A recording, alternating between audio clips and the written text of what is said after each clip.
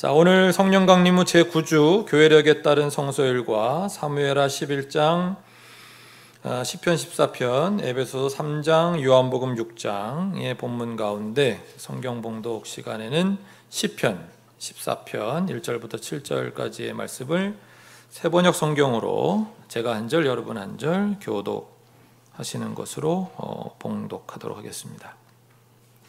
어리석은 사람은 마음속으로 하나님이 없다 하는구나. 그들은 한결같이 썩어서 더러우니 바른 일을 하는 사람이 아무도 없구나. 주님께서는 하늘에서 사람을 굽어보시면서 지혜로운 사람이 있는지 하나님을 찾는 사람이 있는지를 살펴보신다. 너희 모두는 다른 길로 빗나가서 하나같이 썩었으니 착한 일을 하는 사람이 하나도 없구나. 죄악을 행하는 자는 다 무지한 자냐. 그들이 밥 먹듯이 내 백성을 먹으면서 나 주를 부르지 않는구나. 하나님이 의인의 편이시니 행악자가 크게 두려워한다. 행악자는 가난한 사람의 계획을 늘 좌절시키지만 주님은 가난한 사람을 보호하신다. 같이 읽습니다. 하나님, 시온에서 나오셔서 이스라엘을 구원하여 주십시오. 주님께서 당신의 백성을 그들의 땅으로 되돌려 보내실 때에 야곱은 기뻐하고 이스라엘은 즐거워할 것이다. 아멘. 기도드리고 말씀 듣도록 하겠습니다. 주님, 우리와 함께 하심을 믿습니다. 오늘도 주님이 우리에게 생명을 주시고 우리에게 또 하루의 기회를 주심을 믿습니다. 주님 주신 이 기회, 이 생명으로 어떻게 살아야 되는지 오늘 다시 한번 재점검하고 또 주님 주시는 은혜 받아 세상에서 승리하며 살아가고자 합니다. 주님 함께하여 주시옵소서. 아니, 이미 함께하고 계신 주님을 다시 발견할 수 있는 복된 시간 되게 하여 주옵소서. 이 부족한 종을 붙들어 주심을 믿고 감사하오며 우리 주 예수 그리스도의 이름으로 기도하옵나이다. 아멘. 오늘도 우리 삼위일체 하나님께서 우리에게 주시는 생명의 길 위로 걷고 주님의 뒤를 따르는 우리 모두가 되기를 간절히 바랍니다. 오늘 성서일과 본문은 구성이 재미있습니다. 우리가 너무 잘 아는 이야기가 두 편 나옵니다. 요한복음의 오병이어 이야기, 그리고 사무엘하 본문에서는 다윗 왕이 우리아의 아내인 밧세바와 간음하는 이야기. 이렇게 두 편의 이야기가 펼쳐집니다. 잠시 후에 다시 언급하겠습니다마는 이 두 이야기는 하나님 나라와 세상 나라가 어떻게 다른지, 하나님 나라의 왕이신 예수님과 훌륭한 왕임에도 불구하고 세상 나라의 왕인 다윗이 또 어떻게 다른지, 우리가 왜 하나님 나라의 백성이 되어야 하는지를 잘 대조해서 보여주고 있습니다. 그리고 시 14편과 에베소서 3장이 바로 이 이야기들을 통해 우리가 얻어야 할, 그래서 우리가 걸어야 할 인생길, 그 신앙인의 삶에 대해 지도해 주시는 그런 구성으로 되어 있습니다. 먼저 오늘 요한복음 본문 보겠습니다. 요한복음 본문은 우리가 매우 잘 아는 오병이어 사건의 본문입니다. 그리고 더하기 예수님께서 물 위를 걸어 제자들에게 오시는 사건까지가 오늘 요한복음 본문입니다. 오병이어 사건은 가난한 사람들의 음식인 보리떡 5개, 그리고 말린 물고기 2마리, 이것으로 남자 성인들만 5,000명, 그러니까 좋게 1만에서 2만 명은 되었을 사람들이 매우 풍성한 식사를 나눈 기적의 이야기입니다. 예수님의 수많은 기적 기사들을 우리가 아는데 그 수많은 기적 기사들 가운데 오직 오병이어 이 기적만 마태, 마가, 누가, 요한 4복음서 모두에 기록되어 있습니다. 그 이유가 무엇이겠습니까? 오병이어 기적을 통해 보여주시는 모습이 예수님께서 전하시고 시작하셨던 하나님 나라, 그 하나님 나라가 이루어지는 과정 가운데 나타날 모습이, 또 결국 하나님에 의해 완성될 그 하나님 나라의 모습이 어떤 모습이냐 하면 결핍, 결여라고 하는 이 빈곤함을 존재론적으로 지니고 사는 우리 인간들의 모습과는 차원이 다른 매우 풍성한 세상, 즉 충만함이라는 그 무엇도 부족함이 없는, 결핍이 없는 특성을 가지고 있다. 그게 하나님 나라다라는 것을 보여준 사건이기에 사복음서 기자 모두가 매우 중요하게 이 기적을 우리에게 소개하고 있는 것입니다. 그리고 또한 이 오병이어의 기적은 그 하나님 나라의 주역이 가난한 사람들이라는 것을 보여줍니다. 가난한 사람들이 내놓는 전부로서의 보리떡. 마치 예수님께서 회당에서 오늘 누가 헌금을 가장 많이 했는가? 가난한 과부의 2렙돈이었다고 하실 때의 그 의미처럼 바로 그 가난함이, 마음의 가난함을 포함한 그 가난함이 하나님 나라를 완성하시는 데 쓰임을 받는다는 것을 보여주고 있고, 또 이 오병이어 사건의 조연으로는 빌립과 안드레라는, 우리 예전에 이진경 목사님 설교를 통해서도 배웠습니다마는 유대인이지만 이방인의 이름을 쓰는 헬라식 이름인 그 빌립과 안드레라는 이름을 사용하던 제자들이 쓰임을 받는, 다른 자리에서는 별로 존재감이 없던 제자들인데, 자, 우리가 가난한 사람 또는 그들의 헌신이 하나님 나라의 주인공이고, 유대인들이 매우 천하게 여기며 배제하고 차별하던 이방인의 이름을 가진 사람들이 이 이야기의 조연이라면, 이 오병이어의 기적을 통해 주님이 보여주시려는 메시지, 4개 복음서 기자들이 모두 공통적으로 보여주려고 하는 메시지가 꽤나 분명해 보입니다. 그것이 무엇입니까? 너희 가난한 자들아, 두려워하지 말아라. 하나님 나라는 풍성함과 충만함의 자리이다. 너희들이 가지고 있는 그 결핍, 그것이 채워지는 나라. 가난한 자들, 그래서 배제당하고 차별당하고 억압당하는 자들의 자리가 하나님 나라다라는 메시지를 우리에게 주고 계십니다. 그런데 왜 오늘 성서일과 본문을 오병이어 사건으로 끊지 않고 바다 위로 걸어오신 예수님, 왜 그 본문까지 같이 성서일과를 삼았을까? 요한복음 본문 6장 16절 보시면 날이 저물었을 때, 17절 하반절, 이미 어두워졌는데도 예수께서는 아직 그들이 있는 곳으로 오시지 않았다. 19절 하반절, 그들은 예수께서 바다 위로 걸어서 배에 가까이 오시는 것을 보고 무서워하였다. 20절, 예수께서 그들에게 말씀하셨다. 나다, 두려워하지 말아라. 21절, 기꺼이 예수를 배 안으로 모셔들였다. 배는 곧 그들이 가려던 땅에 이르렀다. 그렇습니다. 주님은 우리 믿는 자들에게 말씀하고 싶으신 겁니다. 하나님 나라가 세상의 방식과는 다르게 이루어져 간다는 사실이 두려우냐? 가난한 이들을 통해 배제당하는 사람들, 억압받는 사람들, 차별받는 사람들, 혐오의 대상이 되는 사람들을 통해 하나님 나라가 완성을 향해 이루어져 가는 것에 대해 걱정이 되고 두려움이 일어나느냐? 주님이 말씀하십니다. 두려워하지 말아라. 나다. 내가 너희와 함께한다. 인생의 풍랑이 일어도 네가 타고 있는 그 인생의 공동체가 좌초될 것처럼 너의 공동체라는 배가 흔들려도 두려워하지 말아라. 가난한 자들의 음식인 보리떡 5개와 말린 물고기 2마리로 내가 얼마나 풍성하게 또 충만하게 먹이는지를 보지 않았느냐? 나다. 두려워하지 말아라. 가난 때문에 두려워하지 말아라. 하나님은 언제나 가난한 자의 하나님이셨다. 나와 함께 가자. 나를 너의 인생이라는 그 배, 나를 너의 공동체에 모셔드려라. 21절, 곧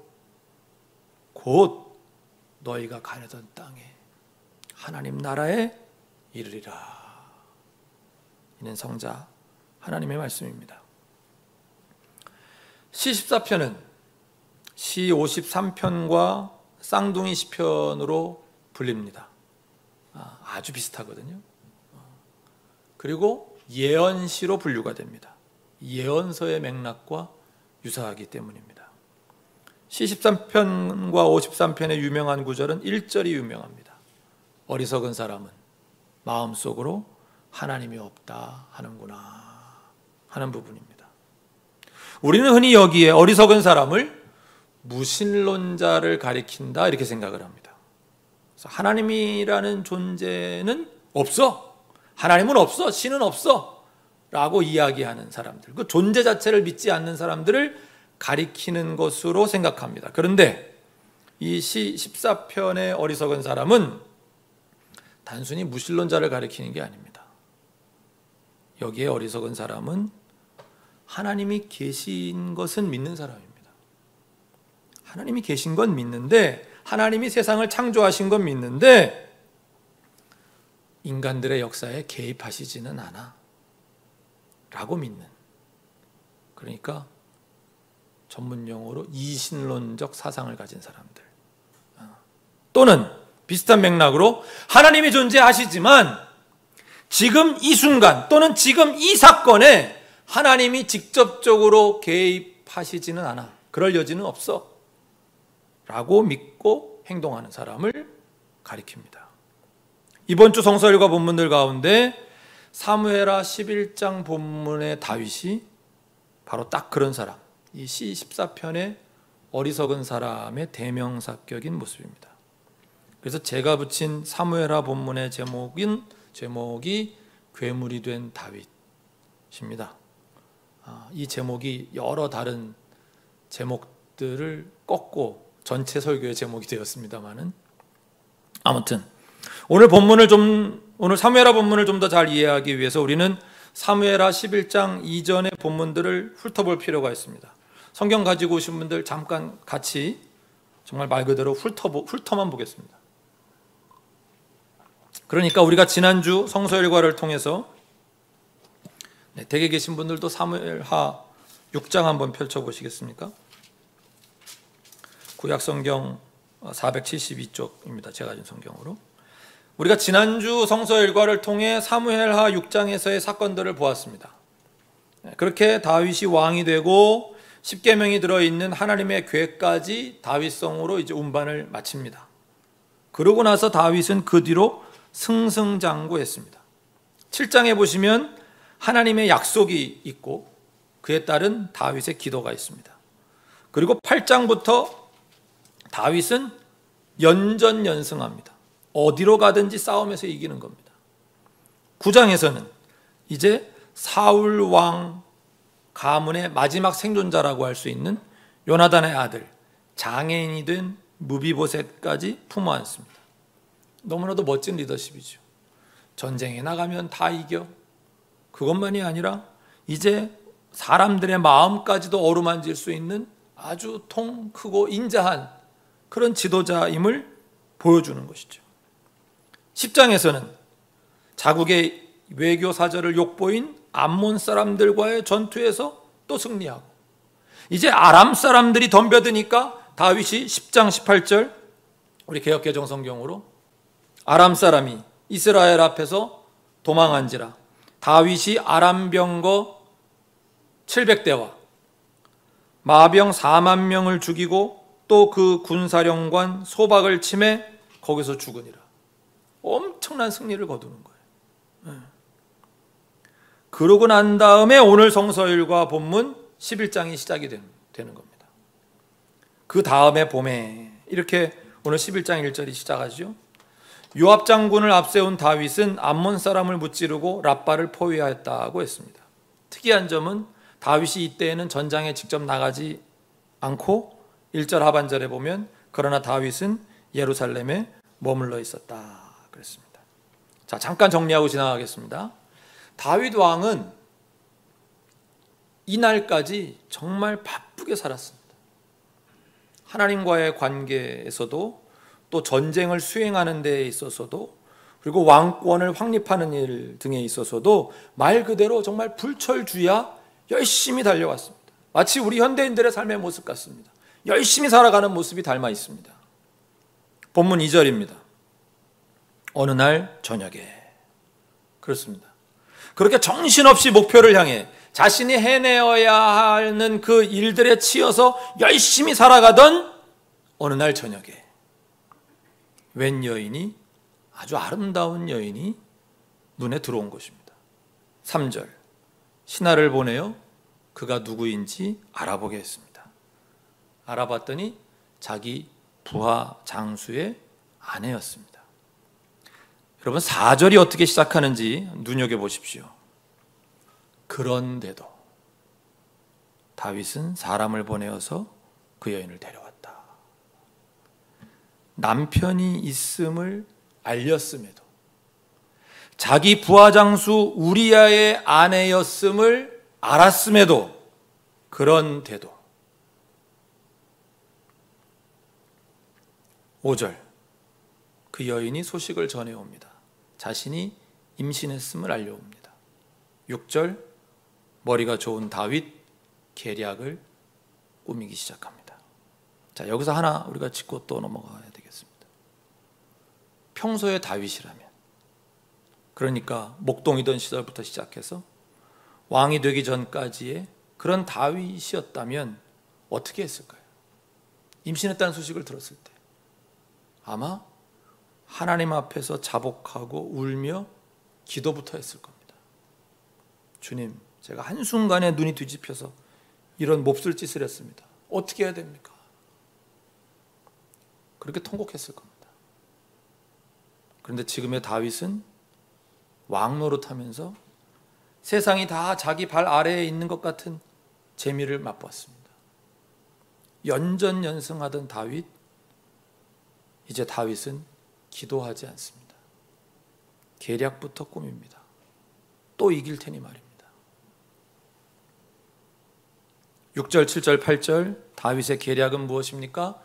우리아를 집으로 오게 해서 자연스럽게 자기 아내가 임신한 그 아이가 자기 아이인 것으로 믿게 만들려는 그런 것이었습니다. 나쁜 머리는 빨리 돌아갑니다. 그런데 9절, 우리아가 왕이 부르니까 전선에 있다가 집에 왕궁으로 돌아왔습니다. 그런데 9절에 보면 우리아가 자기 집에 들어가서 자지를 않는 겁니다. 왜 그랬냐고 10절에 다윗이 우리아에게 물었더니 11절, 세상에 이런 멋진 군인을 또 보겠습니까? 자기 상관과 동료, 부하들이 모두 전쟁터에서 고생하고 있는데 자기만 혼자 집에 돌아가서 먹고 마시고 아내와 잠자리를 같이 할 수 없다는 겁니다. 여기가 다윗이 진정으로 회개할 수 있었던, 더 큰 죄를 저지르지 않도록 막을 수 있었던 또 한 번의 포인트였습니다. 이때라도 이런 멋진 부하의 아내에게 내가 정말 몹쓸 짓을 했구나 라고 부끄러움을 느끼고 깨달을 수 있었다면 얼마나 좋았겠습니까? 그러나 한 번 하나님으로부터 멀어져 간 다윗은 쉽게 돌아오지 못했습니다. 12절, 다윗은 이제 마음이 급해졌습니다. 몸이 달았습니다. 이 일을 빨리 무마시켜야 간신히 이렇게 수립되어 가던 이 왕권이 타격이 없을 텐데 아주 도덕적으로 좀 치명적인 문제를 안게 생겼으니까 마음이 급해졌습니다. 13절, 이번엔 다윗이 친히 그를 불러다가 술을 먹입니다. 취하게 해서라도 억지로 집에 들여 보내려는 것입니다. 그러나 이 충직한 신하 절대 자기 집으로 안 갑니다. 14절, 드디어 다윗은 최후의 수단을 강구합니다. 15절, 요압에게 쓴 편지의 내용입니다.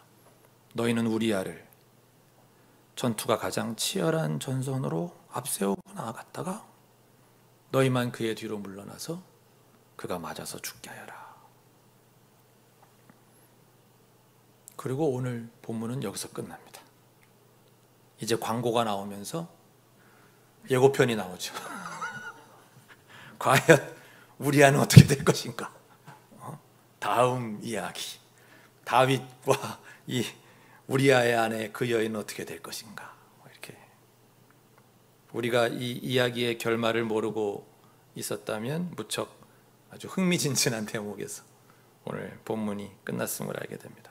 다음 주에 이 이야기의 결말을 보실 겁니다. 자, 우선 우리가 이 다윗과 우리야 그리고 우리야의 아내 밧세바 이야기를 여기까지만 알고 있다고 가정해 보십시다. 그런 상태로 오늘 본문을 통해 하나님께서 우리에게 알려주시는 생명의 길, 하늘 가는 길을 우리가 같이 한번 찾아보면 좋겠습니다. 아마 여러분 이미 찾으셨을지도 모르겠습니다. 오늘 본문에서 우리가 첫 번째로 발견하게 되고 놀라게 되는 부분은 야, 다윗에게 이런 면이 있었나 하는 것입니다. 오늘 본문을 통해 만난 다윗은 인간이기를 포기한 괴물입니다. 자신이 원하는 것을 가지기 위해 그리고 자신을 지키기 위해서라면 무슨 일이든 서슴지 않는 괴물 말입니다. 다윗이 이렇게까지 탐욕스러운 인간이고 사악한 인간이었나 하고 우리는 놀라고 있습니다마는 성경이 이 기사를 우리에게 전하는 것은 그저 다윗의 추악한 면만을 고발하는 것에 그치지 않습니다. 우리에게도 이런 면이 있음을 다윗을 통해 깨달으라는 뜻이 담겨 있습니다. 사람에게는 누구에게나 음욕이 있고 탐욕이 있습니다. 사악함이 있습니다. 누구나 다윗처럼 괴물이 될 수 있습니다. 다윗은 이날의 사건이 있기 전까지는 정말 뭐 이런 사람이 다 있나 할 정도로 하나님과 깊이 교제해 왔던 사람입니다. 제사장도 아닌데, 목사도 아닌데, 선지자도 아닌데, 목동이었고 장수였고 왕인데 뭐 이렇게 믿음이 좋은 사람이 다 있나. 하나님을 위해서라면 자기 목숨도 아까워하지 않을 정도의 믿음으로 무장한 채 살아왔던 사람입니다.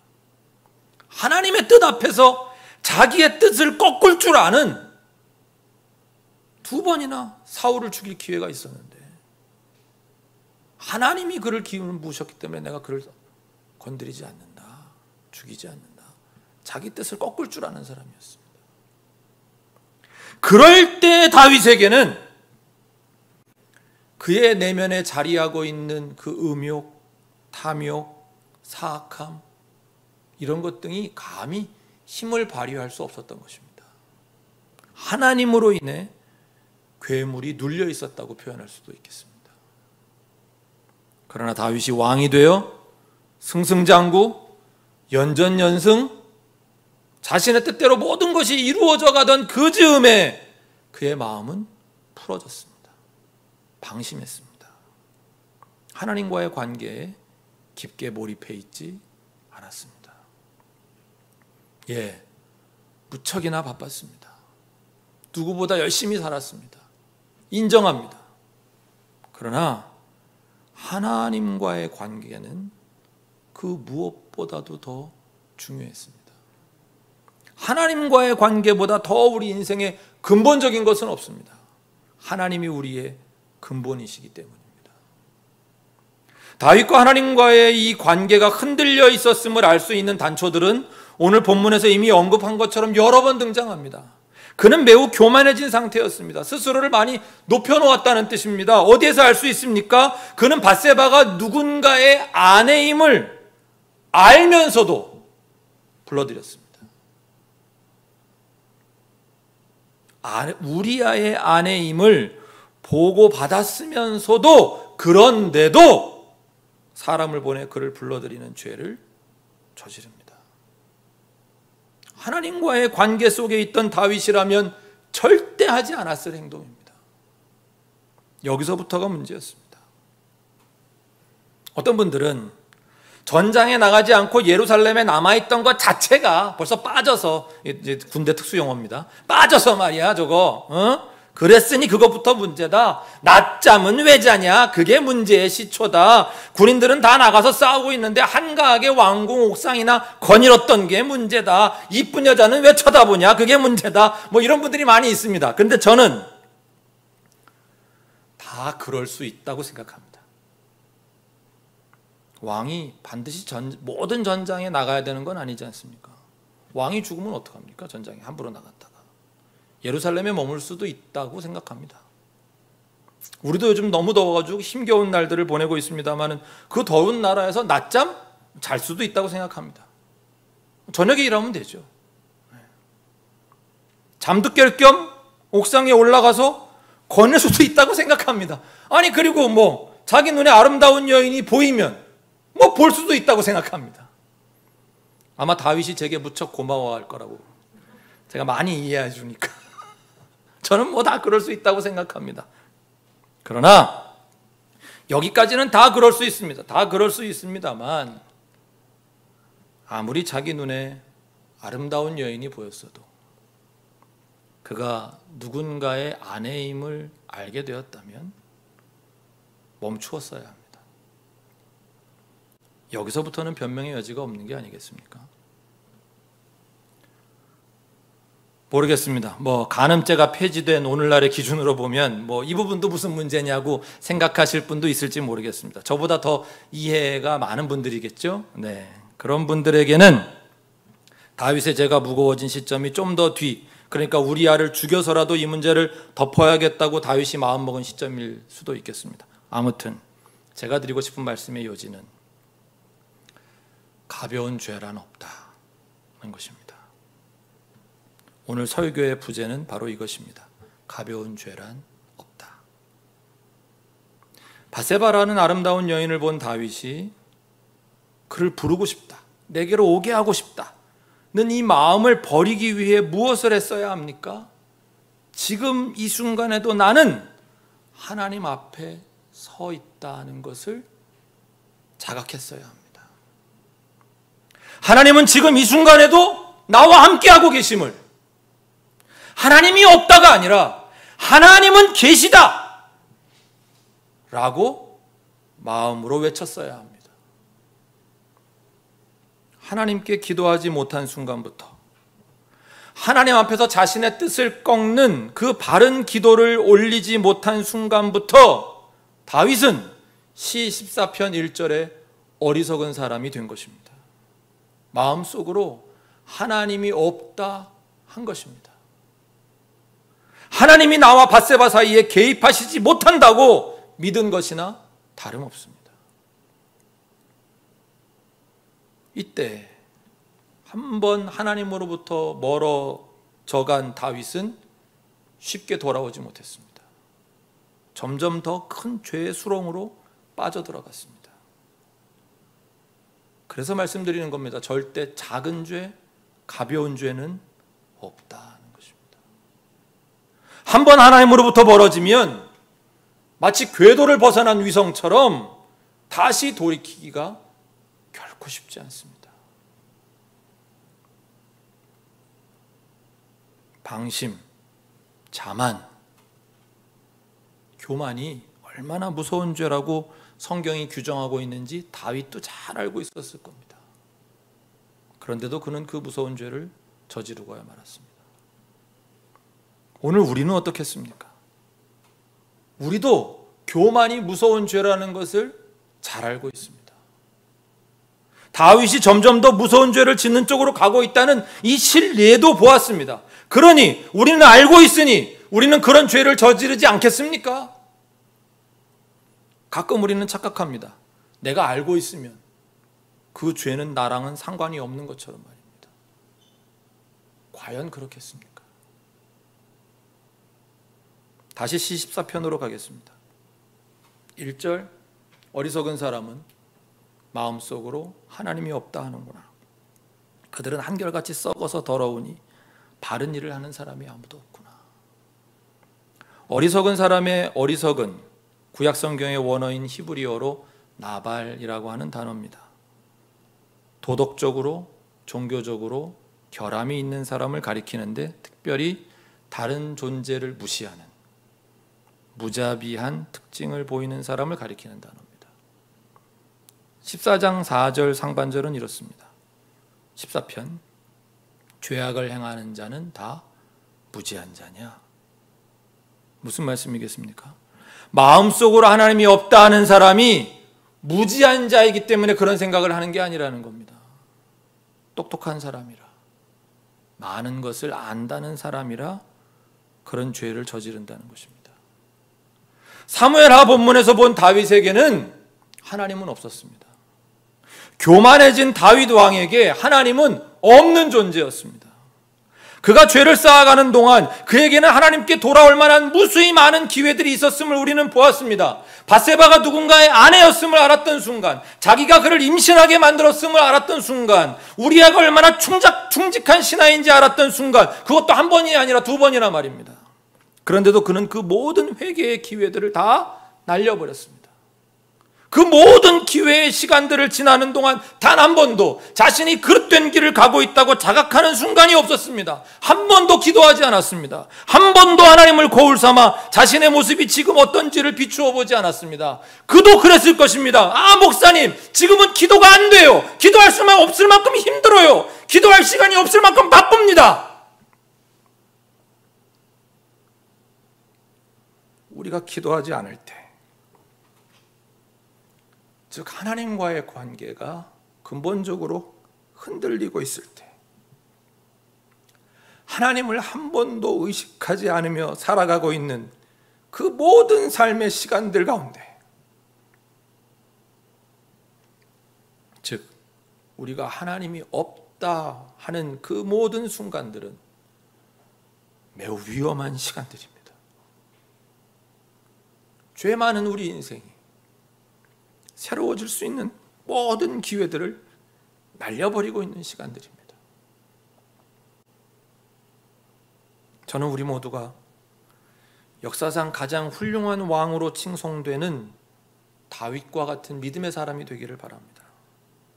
그러나 오늘 본문을 통해 우리가 반드시 기억해야 할 점이 있습니다. 그것은 그 훌륭한 다윗에게도 그 마음속에 하나님이 없다 하는 순간이 있었다는 것입니다. 이 사건으로 인해 그는 하나님으로부터 완전히 버림받는 인생이 될 뻔했습니다. 망하고 패한 인생이 될 수 있었습니다. 다음 주에는 그에게 주시는 하나님의 은혜에 대해서 우리가 볼 것입니다. 여러분, 우리 절대 가볍게 여기지 마십시다. 내 안에 계신 하나님을 잊어버린 채로 지나는 시간들, 하나님과 교제하지 않고 흘려보내는 시간들, 하나님 앞에 스스로를 세우지 않는 시간들, 하나님의 뜻으로 내 뜻을 꺾지 않는 시간들, 그 시간들이 지나가는 동안 우리 자신도 얼마든지 다윗 이상의 괴물이 될 수 있다고 하는 것을 우리는 오늘 다윗을 통해 보고 배워야 할 것입니다. 이번 주 성서일과 중 에베소서 본문은 우리가 괴물이 되지 않기 위해 어떻게 살아야 하는지 하나 알려주십니다. 시간 관계상 간단히 보겠습니다. 3장 17절 하반절입니다. 여러분이 사랑 속에 뿌리를 받고 털을 잡아서. 그렇습니다. 우리 인생의 뿌리, 우리 인생의 터는 돈이 아닙니다. 부동산이 아닙니다. 사랑 속에 우리는 뿌리받고 털을 잡아야 괴물이 아닌 사람답게 살 수 있습니다. 18절과 19절입니다. 모든 성도와 함께 여러분이 그리스도의 사랑에 너비와 길이와 높이와 깊이가 어떠한지를 깨달을 수 있게 되고 지식을 초월하는 그리스도의 사랑을 알게 되기를 빕니다. 그리하여 하나님의 온갖 충만하심으로 여러분이 충만하여지기를 바랍니다. 그리스도의 사랑을 알고 그 사랑에 뿌리받고 털을 잡아야 사람답게 살 수 있습니다. 자꾸 다른 것을 터전으로 삼으려고 하면 안 됩니다. 그 그리스도의 사랑은 지식을 초월합니다. 그랬습니다. 아까 14편에서 보았습니다. 안다고 하는 지식이 하나님이 없다 하는 도덕 성적 결함이 있는 인생으로 이끌어가기가 참으로 쉽습니다. 다른 사람들을 쉽게 무시하고 무자비하여 하나님을 없다 하는지, 하나님을 없다 하기에 다른 사람들을 쉽게 무시하고 무자비한 사람이 되는지, 뭐가 먼저인지는 잘 몰라도 하나님이 없다 하는 순간부터 우리가 죄에 쉽게 노출되는 것만큼은 분명합니다. 우리가 모든 성도와 함께 그리스도의 사랑의 너비, 길이, 높이, 깊이가 어떠한지를 깨달을 수 있게 된다면 하나님의 온갖 충만하심으로 우리가 충만해질 줄로 믿습니다. 요한복음 본문에서 이미 보았습니다. 하나님 나라는 그런 충만하심이라고.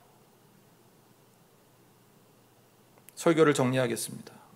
하나님 나라는 가난함이 부유함이 되는 나라, 결핍이 충만함이 되는 나라입니다. 세상 나라는 부유함으로, 힘으로 가난한 자의 부족함까지도 빼앗는 나라입니다. 우리는 어느 나라의 시민으로 살아야 되겠습니까?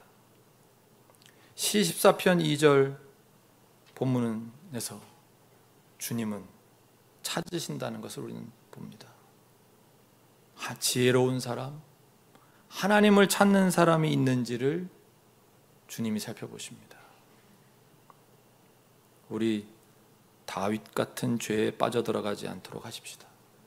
괴물이 되면 안 되지 않겠습니까? 이를 위해 어떤 죄라도 가볍게 여기지 마십시다. 내 마음속에서 하나님이 없다, 하나님이 안 보셨으면 하는 일은 시작도 하지 마십시다. 그런데 그게 내 마음대로는 안 됩니다. 하나님과 우리가 가까이 할 때에만 우리 마음속 탐욕이 일어나는 것을 막을 수 있습니다. 하나님보다 우리 마음을 더 빼앗기는 그 무엇이 생기는 순간부터 자기 부정이 되지 않습니다. 우리가 괴물되는 길을 우리 스스로 막을 수 없습니다. 오직 하나님과 교제하는 일에 힘을 씁시다. 하나님의 뜻으로 내 뜻을 꺾는 진짜 기도를 드리십시다. 우리 김기성 목사님한테 배웠잖아요. 그렇지 않습니까? 주님, 오늘 제 머리에 또 주님이 싫어하실 만한 꾀가 떠오르거나 죄가 떠오르면 주님의 마음으로 이겨낼 수 있도록 도와주세요. 주님, 오늘 제 눈빛이 누군가를 의심하거나 경계하고 미워하는 그런 눈빛이 아니라 저와 눈이 마주치는 사람마다 제 안에 계신 주님을 비출 수 있는 그런 눈빛이 되도록 도와주세요. 다윗처럼 욕망에 쩔은 눈이 되지 않도록 도와주세요. 주님, 주님, 제 귀가 듣기 좋은 말만 듣는 귀가 아니라 소화하기는 쉽지 않아도 제 삶의 약이 되는 음성에 귀 기울일 수 있도록 도와주세요. 주님, 제 입이 늘 말썽인 거 아시지요? 제 입술이 누군가의 마음을 아프게 하는 도구가 되지 않고 그 마음을 시원하게 만들 수 있는 청량제 같은 오늘이 될 수 있도록 도와주세요. 주님, 제 손이 이 시대를 살아가기 힘겨워하는 이웃의 손을 잡아주는 연대의 손이 되게 하시고, 주님, 제 발이 그렇게 차별받고 억압당하는 사람들의 자리에 함께하는, 그래서 주님의 사랑을 나누는 자리로 나아갈 수 있도록 도와주세요. 우리 이렇게 매일 주님의 뜻을 구하는 기도 생활을 통해 괴물되지 않고 사람 되는 복된 인생, 하나님 나라의 백성 되는 충만한 인생 되시기를 주님의 이름으로 간절히 축원합니다. 기도드리겠습니다.